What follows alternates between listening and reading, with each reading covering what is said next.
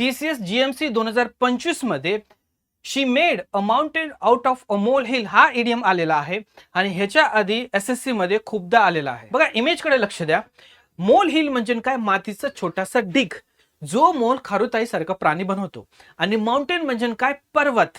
आणि त्यामुळे या इडियमचा शब्दशः अर्थ झाला आहे छोट्या मातीच्या ढिगाऱ्याला पर्वत बनवणे.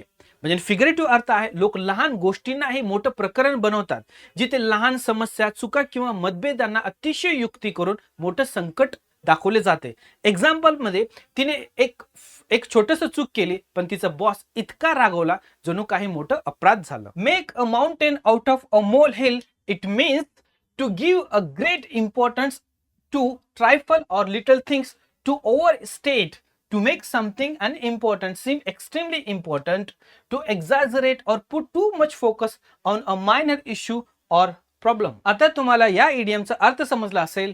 तुमचा आन्सर कमेंट्स करा.